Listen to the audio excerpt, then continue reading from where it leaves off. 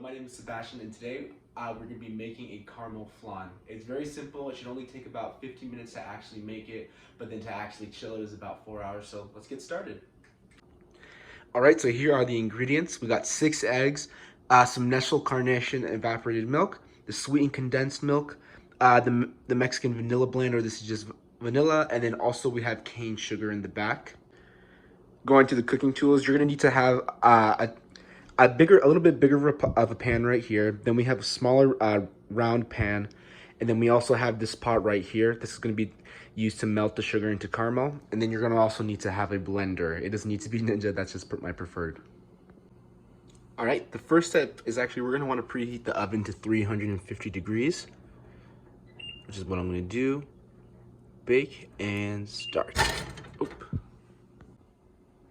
The next step is that with the 6 eggs, the carnation, the sweet condensed milk, and then also the vanilla, we're gonna want to basically put all these ingredients into the blender right here and blend them. Once you insert all the ingredients, it should look something kind of like this before blended. So right now I'm just gonna blend it for about 5 seconds. I would probably cover your ears right about now.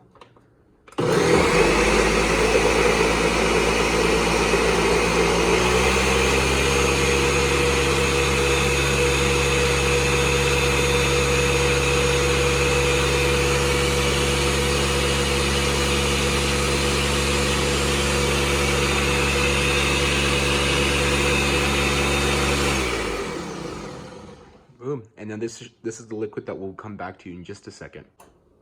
All right, and now once we have the liquid done, basically now we're gonna get the 3/4 of sugar that I mentioned, and we're actually going to pour it into the pot and actually caramelize it through just caramelizing it just by melting it.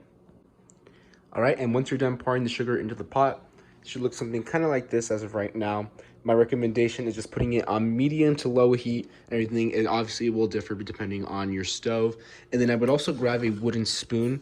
The key to this is that you obviously do not want to burn this. So you're going to want to make sure that with the wooden spoon, you're constantly stirring for like about the next 6 to 8 minutes as it's caramelizing. You'll know when it's done when it actually turns like a lightish brown. Just again, make sure you do not stop stirring so you do not burn this. All right, so the melted sugar should look something like this. You can notice that it's not burnt. It's this nice kind of like shiny little brown. So this is kind of what you're gonna want to aim for. And again, make sure you keep on stirring this so that it does not get burned. And then after that, I'm actually gonna pour this into this pot right here. Make sure it covers all the edges. So give me 1 second to pour this and I'll be right back.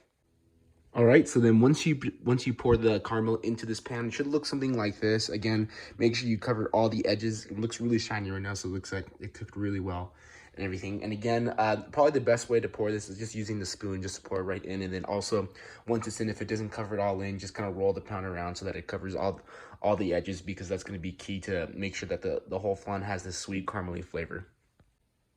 All right, and then once that's pretty much stayed there, you're gonna wanna use the liquid that for the flan that we made and pour it right into there. So give me 1 second and I'm gonna pour that right into the pan.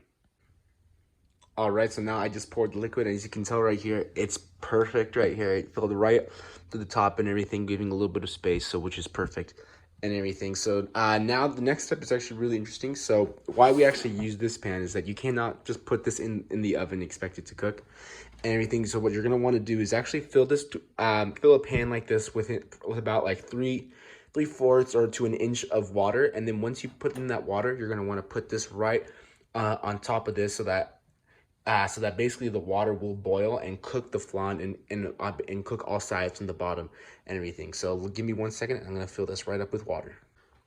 All right, as you can tell, I just poured in some water into this pan, and now what you're gonna want to do is really carefully grabbing this pot right here, putting it right on top to the point where it's hanging. It's important with this kind of pot is that it has these little edges so that it can basically hang off these. And there's also a couple different types of things that you can do, but the main thing is that you're going to want to make sure that this is kind of levitating onto this water and everything. So yeah, just give me 1 second. I'm going to carefully put that right on and hopefully not spill anything. All right, now that it's on really carefully, you're gonna want to grab now all of this and put it into your oven. That's now should be preheated to 350 degrees. After that, you're gonna want to wait about 15 minutes for this to cook. So I'll be back once it's completely done. Again, make sure you're very careful with this, because if you do spill, you will have to start over. Okay. All right, it's been actually 4 hours since I've put the flan in the refrigerator. I actually didn't want to show myself actually grabbing the flan from the oven and transferring it to the refrigerator. But yeah, because it was kind of a little bit of a mess. But anyways, I'm actually gonna check the flan right now to see how it's doing real quick. As you can tell, the flan looks really good. You can tell it cooked really well on the top right here. So now we're actually going to take this out right now. We're gonna put this on a plate real quick. So let me get this out and I'll be back. All right, I just put the flan on the table, and basically one of the last steps now is just using any knife that you have. Essentially, is just now to go onto the outer edge and just start cutting each side of it and everything. And once it's basically all loose, then plop it onto a plate.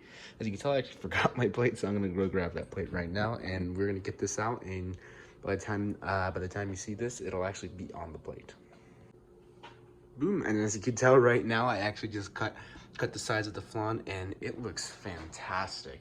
Everything, you can tell it's cooked really well, and everything, the caramel that just melted perfectly onto here, giving a great coating onto it.